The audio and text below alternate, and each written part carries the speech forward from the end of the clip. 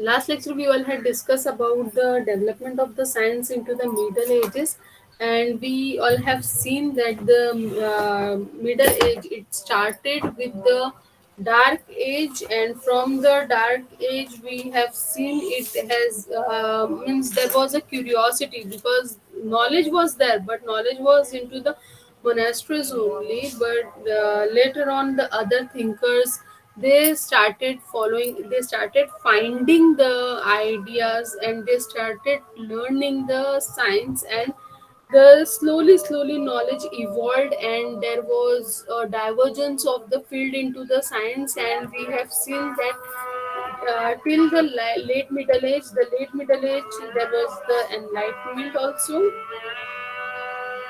So this way the science has been developed into the middle ages. Those who have missed the lecture, they will watch the previous video may we have discussed in detail. Now today we will not talk about the middle age. Today we will be talking about the next stage. The next stage is known as the age of the Renaissance.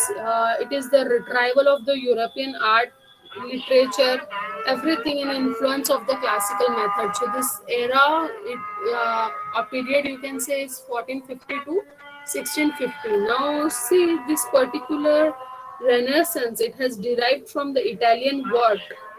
Renaissance means the rebirth. Okay, so it is associated with the major social rebirth of what? Rebirth of social and cultural development in the 15th century. Now, when we talk about the Renaissance period, so it has contributed greatly to the creation of the modern Europe. It laid the foundation of the stone, which whatever modern Europe has been built. So it is the stone foundation, Renaissance period.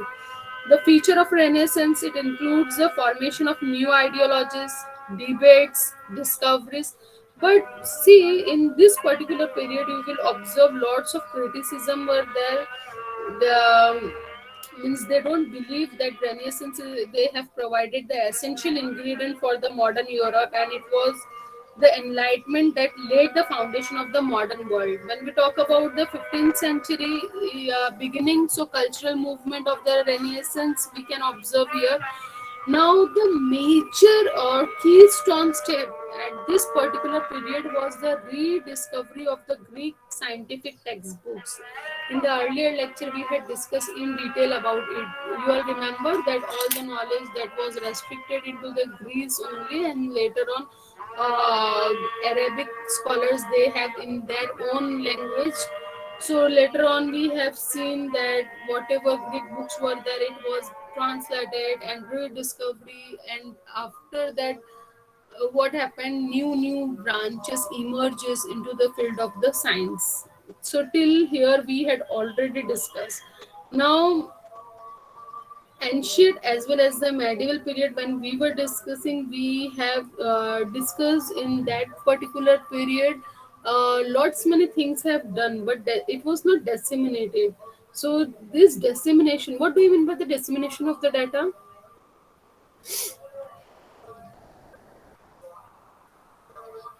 What do you mean by the dissemination? To destroy something uh, or to remove it, to remove the existence of something. Please say again. Means to remove someone's existence like completely. No, dissemination of the data I'm asking. Yeah, to remove the data. Okay. No. Dissemination means to maintain the record in a proper format, like printed form. So preparing the material, okay, in the visualized form. Either it could be online or anything. So a written record is known as the dissemination. So this is the period where the dissemination of the data has been started. Now, whatever knowledge Greek scientific textbook and ancient medieval was accelerated, it was accelerated as the Byzantine Empire. It is the Eastern Roman Empire. It fell to the Ottoman Turks, and many Byzantine scholars they sought refuge into the Western period. Until unless they will not go from that particular side, they were the scholar, they were having the knowledge. Because see, till now the dissemination, or you can say the printing, have not been started. So they were having. Now if I am making one handwritten book, I am not going to make or publicize it. I will make only one or hardly at the most two copies of it. So the knowledge was with them only till now. But the invention of the printing press, it has a very great effect. So that's why the name of John Gutenberg is very important in this history, because he has started, or he has invented the printing press. And after that, that was the task of dissemination become very easier. So after the getting facilitation of the dissemination of printed work, this allowed a faster propagation of the new ideas, because now the thing, I can make the multiple copies, I can have the mini books. So when the Renaissance moved to the northern Europe, science was reviewed by the philosophers. There are various philosophers: Copernicus, then Johann Kepler, Francis Bacon, Galileo Galilei, then William Harvey, and others are there. Out of so many philosophers, or now here there is a proper field of the science. Now we, till earlier period, medieval period, we have seen that the proper bifurcation was not there. It was not given a tag of any subject or as a science. Okay, only it was their ideas. But now concrete things are becoming more and more concrete, and this concretization has brought the many subject oriented ideas. So we will just discuss about the few scholars in this Renaissance period, and after that we will take to the science further step, if that is the next stage. So the scholar, first we will talk about the Nicholas Copernicus. He was the one, he has polished the astronomers. Now how he has, what is his work now? He has given the idea about the heliocentrism. What do you mean by heliocentrism? I told you in the last lecture also, matlab last to last, when we were talking about the philosophers. Yes,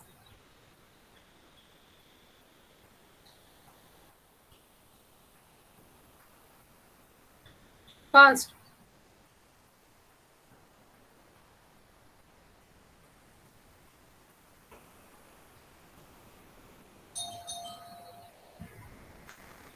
Heliocentrism is one of the approach which says that the whatever bodies are there, planet, in the earlier period it was called as the heavenly bodies. So this planet, they rotate around the suns. Now when we talk about the Ptolemaic view, so it says that the whatever heaven or heavenly body or planets are there, all, even the sun, it revolves around the earth. See, you must remember the Ptolemaic view. That is, the Ptolemaic view says that all the heavenly bodies, including the sun, everything. Now, point to be remember here, they were not knowing the term planet. That's why they are using the term heavenly body. So all this heavenly body, whatever, even the sun, all they are rotating around the earth. So this belief was strongly held by the Roman Church in that particular time, means the earlier period. They were believing that yes, Earth is the main body or the main heavenly mass, which is most important, and everything, including the sun,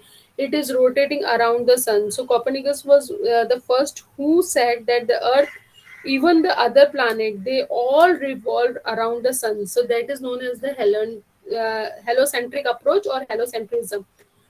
So we need to remember about the heliocentrism. Sun is at the center, heliocentrism. Okay, so this interpretation appealed to the large number of independent minded. Many astronomers also accepted this, many mathematicians also accept, because of the simplicity. What the simplicity now, see, till this period the things become more and more concrete. So they were having the this area of the earth, they were having the idea about the sun. they were understanding the rotation, and more concrete knowledge was there. So this was really easy to accept as compared to the Ptolemaic view, that everything is rotating around the earth. So it was more and more acceptable for the people. So there were many other scientists, also those who all have accepted, like one another scientist, John Kepler. He also accepted this particular view, and he also added in his knowledge that there are three laws of the planetary motion. This For the Greek people, this planet were the divine, and they all moved into the perfect curves. So this Kepler, he refused this idea that it is not such divine body or anything. These are the planets, and this planet, like other planet, Earth is also one of the planet, and they all move around the sun. That means he's accepting the idea of the Copernicus, and he said that all this movement is not at all happening. See, this was the key point in his understanding and findings, that all this is the movement is happening into the ellipsis, not into the circle. So this was the major discovery of scientist Kepler. So first discovery of the earth and as a planet was done by the Nicholas Copernicus, and the John Kepler, he accepted his view, and he also aided that this movement is not at all circular. Instead of that, it is happening in the ellipsis. Next scientist, his name is very famous. We also know Galileo Galilei. Whenever his name comes, we remember the telescope discovery. So he was the Italian physicist, mathematician, astronomer, philosopher. Now, see, you might be thinking, "Ki, ma'am, how they are having so many degrees?" So, see, they were the people, those who all have devoted their life for the education. And till now, such fields are not been bifurcated. So, their contribution made them the philosopher, their contribution made them mathematician, astronomer, philosopher, etc., etc. Understood? So he played a major role into the scientific revolution. Now see, till here everything is the hypothesis. He is saying yes, this is the elliptical body. He is saying, okay, no, no, Earth is not the major center, Sun is the major center. But now still all these things are hypothesis. He was the one who has given more and more concrete things. So this abstract thinking, all this imagination got the concreteness, more and more concreteness by the development of the telescope. So Galileo, he made significant contribution to the field of the astronomy, mathematics, physics, as well as he was the one who has made lots many of the scientific instruments. Astronomy में he has contributed the telescope to make the observation of moon, sun, planets, and the star. He contributed to the field of engineering, particularly in for the science of the structure also, because this all things are been engineered by him. Galileo was the first scientist who developed the law of falling body, therefore he is called as the father of the modern physics. He also developed the scientific instruments like thermometer, calculating compass, then your compound microscope. Means the microscope was there. It was given by the Antony van Leeuwenhoek in the year 1625 only, but further modification is done by him.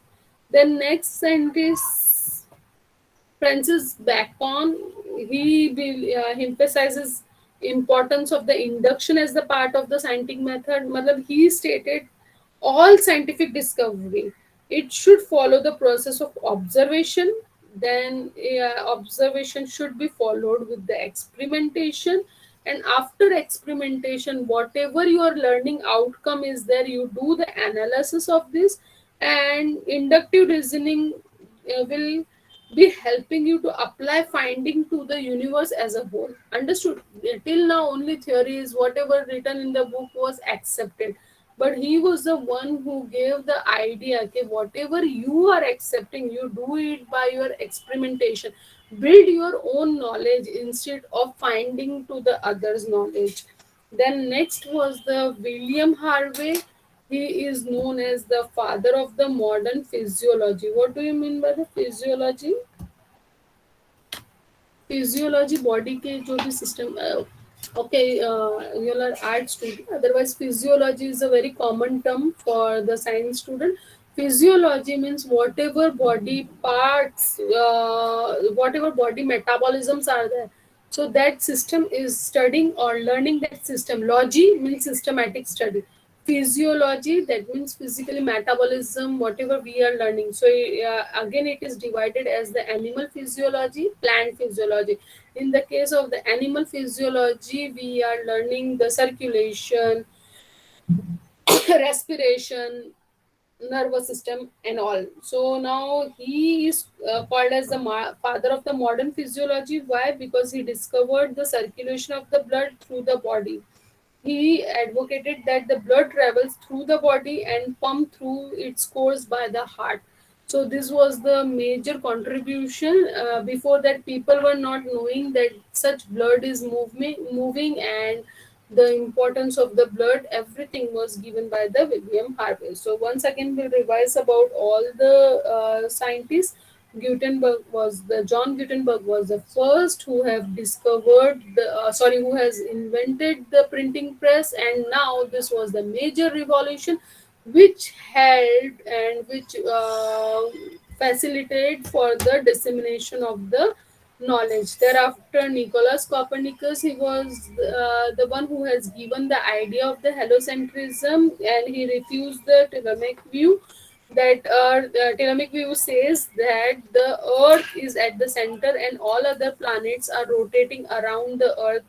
This idea was refused by him, and heliocentrism is the idea in which sun is kept at the center. And then next we have learned about the John Kepler. He accepted the views of the earlier scientists, and he said yes, the movement is happening, but it should not be in the elliptical part instead of the circular part. And all things become more and more concrete, and this imagination got the original view by the discovery of the telescope invented by the Galileo Galilei. He was the Italian physicist, and he not only made or developed the scientific instrument telescope, but also he has made the thermometer, calculating compass, and the microscope. Then Francis Bacon, he emphasized that whatever we are learning, we should do the experimentation, and after that, we should observe. We should do the experiment, and after analysis, whatever knowledge we are getting, we should apply it as a whole to the universe. Then we have learned about the William Harvey of the he is the father of the modern physiology, and he has contributed for the blood circulation. Next, we will talk about the development of the science into the next age, that is the age of reason and the age of enlightenment. Enlightenment means see, now till now we all have seen that enlightenment is been happening. People are enlightened with the knowledge. So this was preceded by the age of reason if thoughts are for the short period, or by the Renaissance and the Reformation. It was thought as the long period. So all this followed by the Romanticism, we all are going to learn in the detail in the earlier class. The age of reason was the early 18th century movement, which followed by the mysticism, religion, superstition of the Middle Ages. In this time period, man's previously had concept of conduct and thought. All this, whatever conduct was there, it was orally, and it was some was into the written form also. This was the beginning of the open society where individuals were free to pursue individual happiness as well as the liberty. Now, this particular age, politically and socially, imperial concept of medieval world were abandoned. They were stopped believing whatever was in the earlier time, and all were myths. Age of reason included the shorter time period as described as the age of enlightenment. At this particular time, great changes occurred in the scientific thought. and exploration. New ideas filled the horizon, and man was eager to explore this idea freely, because now if you have knowledge, that time only we are starting raising. Now see, if I will ask you to debate with the illiterate people, so definitely you, whatever you will say will be more logical as compared to the illiterate people. Why? Because you have more and more, you have studied, your knowledge as compared to them is more. So now people are getting knowledge, so definitely their way of their reasoning will be much more higher and much more better as compared to the earlier people, right? So whatever superstitious was settled into the society, whatever myths were there, they will finding the reason of that, and if it is not there, so it will not be accepted. Now if I will ask you something, uh, say example, if I will ask you, give the milk to the snake, many of you may not do it, you will not accept it, because now you have risen, you have studied, you know very well it is not the main diet of that particular snake, because milk digestion can be done only and only by the mammals, because mammals have the mammary glands and they have that particular type or ability to drink it, and if the snake will drink that milk, snake will die. So now many people, you will not find that people they are feeding the snake with that milk and all. So why? Because now you are knowledgeable, and this knowledge brings the reasoning, understood? So this is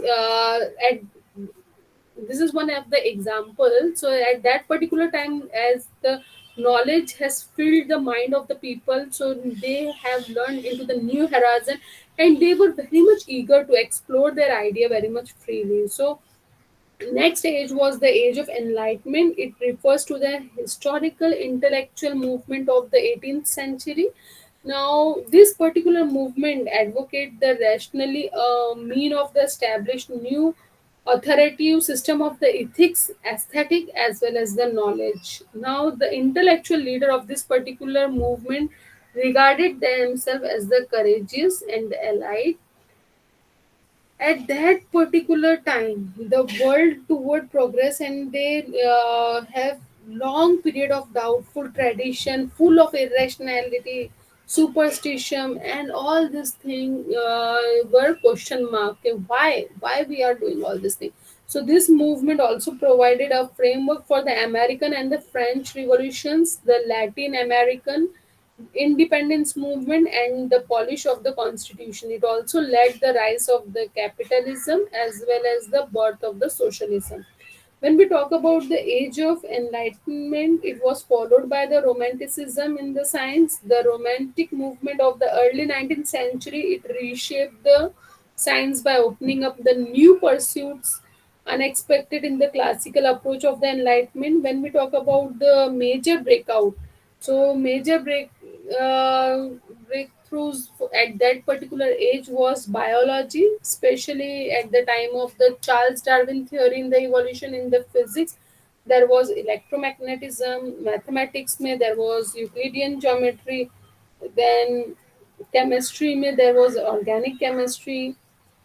So many new wings have been studied in detail. Now next lecture we will be talking about the contribution of the scientists as well as the nature of the science. Do you have any doubt till here? Okay, so we can Miss, stop. Yes. Miss, I wanted to say that the word which you had asked for, it was the pronunciation of that word was quite similar to some other words. So I Yeah. just Okay, no problem. misinterpreted. It's I okay. got yeah, yeah. I just got misinterpreted on that. And No, the it's second thing okay. is, thank you so much, Miss. Thank you. And Miss, the in the previous slide, as we all had discussed about the development of science during Renaissance period. Just a minute. Just a minute. Give me 1 minute. Okay. I will increase the speaker volume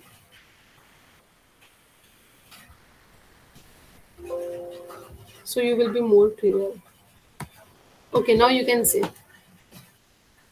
Miss, the thing is that Why is it so believed that the printing press was first made by Johannes Gutenberg? What? This, uh, why is it so that it is believed that the printing press was made like by Johannes Gutenberg for the first time ever? It was? Invented by the Yeah, Johannes it was Gutenberg. invented by the John Gutenberg in 1436. Okay. Miss, because there's some other story behind it. Yeah, I know, And but now in see here within we this are period of studying into time, the Europe. Okay. this period of time, yeah, Huh? within this period of time in Europe, so that's Yeah. why they have given the name. Yeah, we are whatever we are Hmm. studying development of the science, and also how this science at that particular time how it is affected. Now see, earlier also printing press might be there in the history, but here what we are studying it is related to the development of the science, that how science is building. Understood? Yes. Anything else? Thank you so much. So we can stop now.